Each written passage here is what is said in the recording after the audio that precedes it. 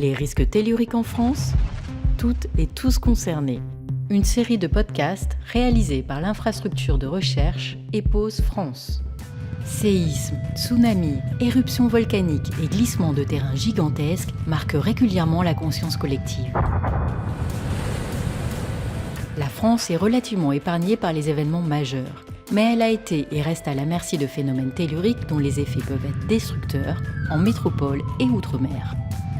Ce podcast donne la parole aux scientifiques qui œuvrent à mieux comprendre ces menaces. Aujourd'hui, nous accueillons Bertrand Delouis, sismologue, qui décrit la cellule post-sismique du CNRS.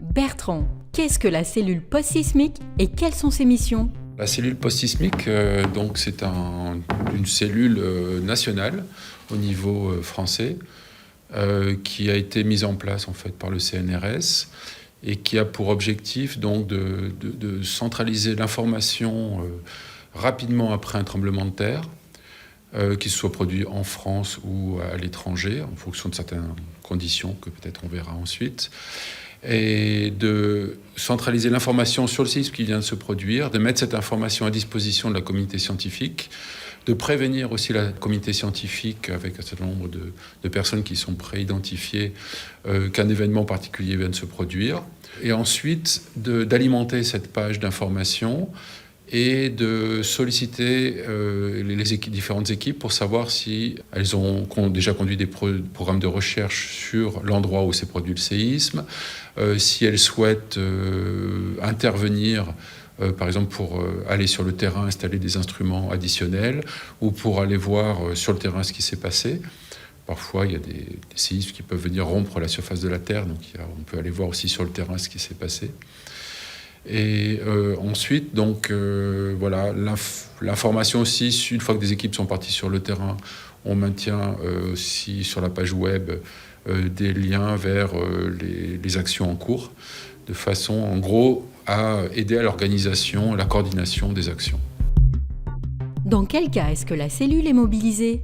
Cette cellule, qui est actuellement composée de 4 personnes, sont toujours un petit peu en veille dans la mesure où ils sont abonnés à des systèmes qui peuvent recevoir des alertes s'il y a des séismes qui sont détectés par les systèmes français ou des organismes internationaux.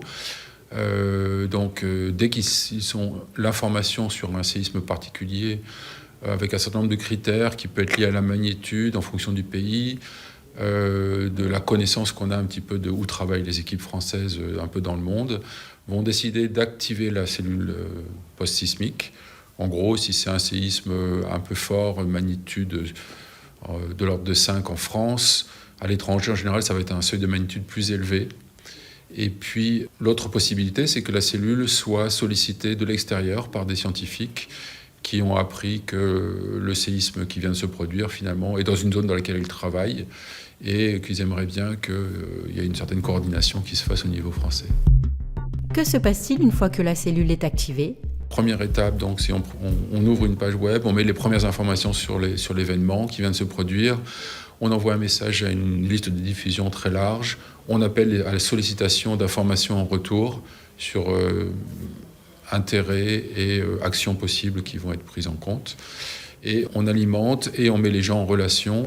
On peut faire le lien avec la tutelle CNRS pour les prévenir aussi de ce qui se passe si l'événement est un peu majeur. Et puis, on peut être amené aussi à définir quel sera le chef de mission, c'est-à-dire la personne qui va coordonner sur le terrain les différentes équipes qui vont partir. Merci Bertrand. Quant à vous, chers auditeurs, rendez-vous sur notre site web observateur.fr pour d'autres épisodes de notre série consacrée aux risques telluriques en France.